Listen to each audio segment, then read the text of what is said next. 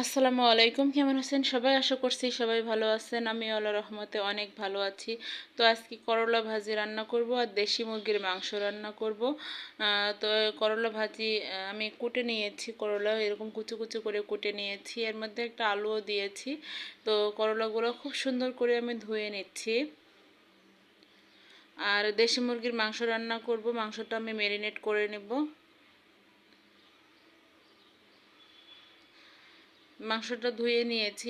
এরপর আমি মাংসটা ম্যারিনেট করে নিব। এর জন্য দিয়ে দিচ্ছি জিরা বাটা, রসুন বাটা, শুকনো মরিচের গুঁড়া।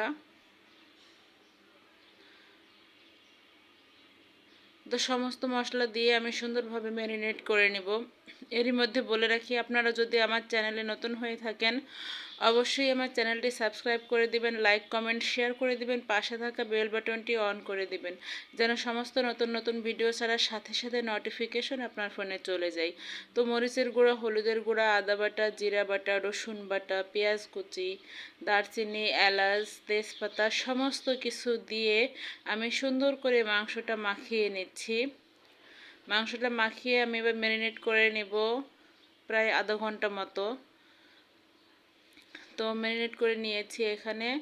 তো এরপর হচ্ছে আমি আলু মাংসের মধ্যে দিব। সেই আলুগুলো লবণ আর হলুদ দিয়ে মাখিয়ে নিচ্ছি। তো প্রথমে আমি আলুগুলো ভেজে নেব।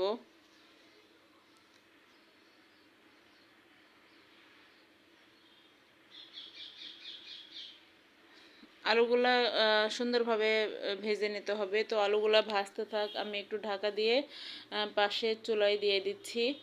আর অন্য চুলায় আমি করলা ভাজিটা করে নেব। কড়াইয়ে সরিষার তেল দিয়ে দিয়েছি, এর মধ্যে লবণ আর সামান্য পরিমাণে হলুদ দিয়েছি। তো তেলের উপরে হলুদটা দিলে কালারটা অনেক সুন্দর থাকে, এই জন্য আমি তেলের উপরে হলুদটা দিয়েছি। এর মধ্যে দিয়ে দিলাম মরিচ আর হচ্ছে রসুনের কুচি দিয়ে হালকাভাবে ভেজে নেব। তারপরে করলাগুলো দিয়ে দেব। তো করলাগুলো দিয়ে দিলাম আর এর মধ্যে দিয়ে দেব সামান্য পরিমাণে পানি, খুব বেশি না, সামান্য পরিমাণে পানি দিয়ে দেব। দেখবেন যে করলাটা অনেক সুন্দর হবে। তো দেখি আলুর কি অবস্থা। আলুটা প্রায় ভাজা হয়ে গেছে, আমি আলুটা উঠাই নিব। তো আলুগুলো উঠাই নিয়েছি। ওই তেলের মধ্যে আমি কিছু পরিমাণে পেঁয়াজ কুচি দিয়ে দিলাম। তো দেওয়ার পরে মাংসগুলো দিয়ে দিচ্ছি। তো সুন্দরভাবে নেড়ে চেড়ে কষিয়ে নিতে হবে মাংসটা। আমি সুন্দর করে নেড়ে চেড়ে দিচ্ছি। কষানো প্রায় হয়ে আসছে। তো অন্যদিকে করলার ভাজির কি অবস্থা একটু দেখি। তো দেখেন পানি প্রায় শুকিয়ে আসছে, কালারটা কত সুন্দর সবুজ আছে।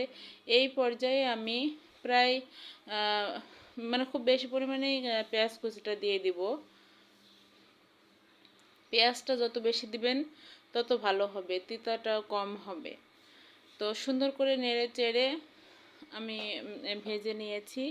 এই যে দেখেন কত সুন্দর কালার আসছে, করলা আমার হয়ে গেছে। তো মাংসের কি অবস্থা দেখি। তো মাংসটা প্রায় পানি শুকিয়ে আসছে, এখনও কষানো শেষ হয়নি। তো এর মধ্যে আমি দিয়ে দিচ্ছি আগে থেকে ভেজে রাখা আলুগুলাও এই মাংসের সাথে একটু কষিয়ে নেব, এই জন্য আলুগুলা দিয়ে দিলাম।